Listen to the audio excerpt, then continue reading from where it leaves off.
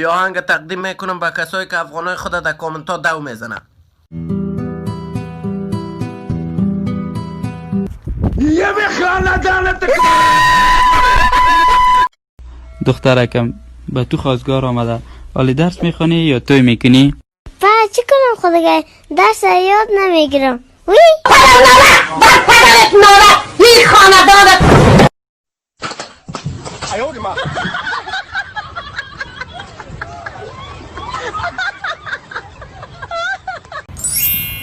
حاجی وایس چی دارید این فیسبوک یک عکس اینمی تو داری؟ بابا جان دین روز پدر بود. ما عکس پدر ما در پروفایل موندم. حالا زنکی همسایه مسیج کرده باز امشب امروز کار دارم. تو خود گفتی من فیسبوک ندارم.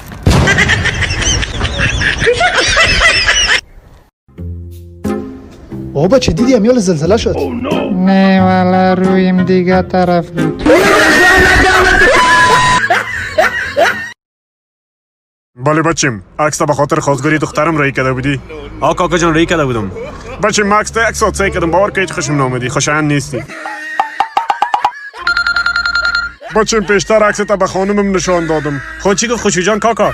گفت چی را نشان دادی ای صبح و وقت کل روز مال خراب تیر میشه. بچیم پیشتر عکس تا به نوکر خانه ما نشان دادم. خواه کاکا جان چی گفت نوکر خانه تان؟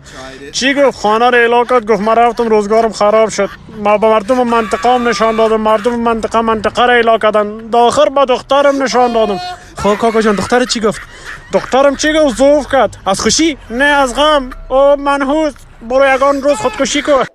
اقبال ای مادر چقدر مهربان است. والا مادرم خیلی مهربان است. وقتی کدام غلطی بکنید نمیزنید، منتظر میباشه که شو پدرت بیاد. گوگل بچه ما تیک تاکرهای مشهور هستیم. برو بچه شما ایسای که میدگی بچه هسته که به خدا راکت در مسافه 500 متری تان فایر شوه خشتکای تان چتل. چی میکنی بچه؟ خودکشی میکنم. چی میگی؟ همه ویستی رو بگی؟ اگر زنده مانده از پایین یک دو تا نانم بیار.